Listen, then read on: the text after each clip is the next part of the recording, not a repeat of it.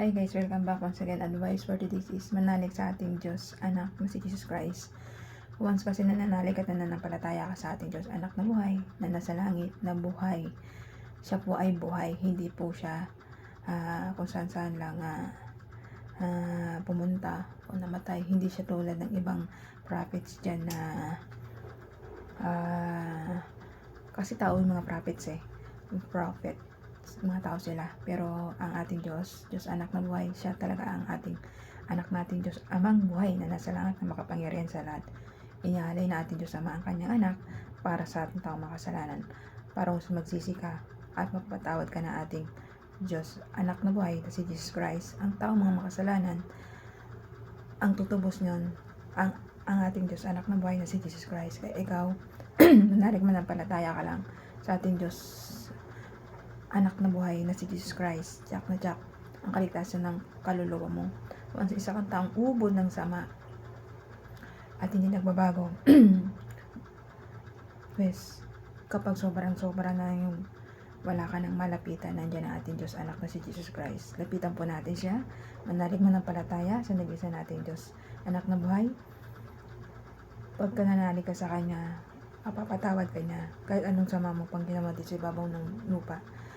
Patatagin mo pananalig mo sa Kanya, ililigtas niya kaluluwa mo. Basta magbago ka, lahat ng pagbabago mo, gawin mo sa kapwa-tao mo.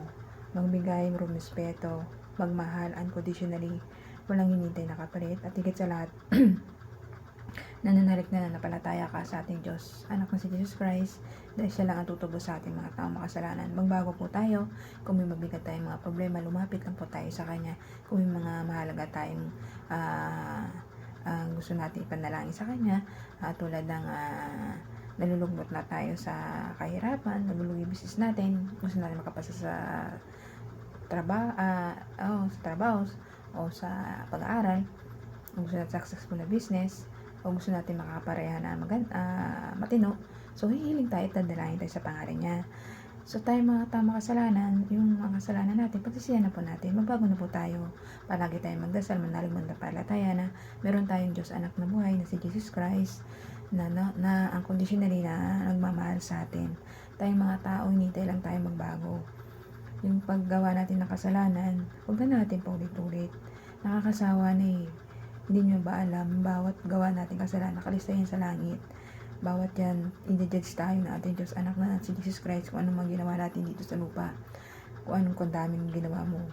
So yung kaluluwa natin, ihuhulog tayo sa impyerno. Pero ikaw kung nagbabago ka, ngayon na magbago ka na po, magbago na po tayo habang may oras ka pa.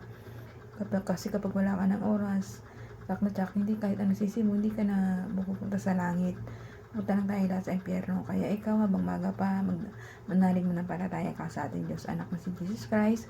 Papatawarin ka niya, humiling ka, kung may malubha kang karamdaman, papagalingin ka niya.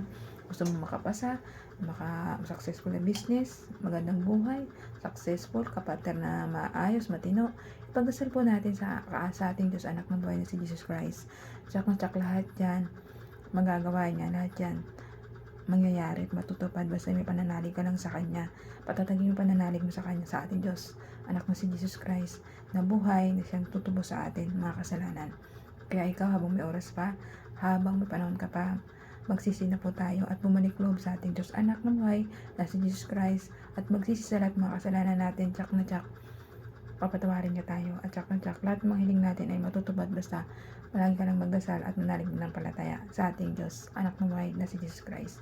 Kaya hanggang dito na lang po ako advice. Ingat po tayong lahat and God bless.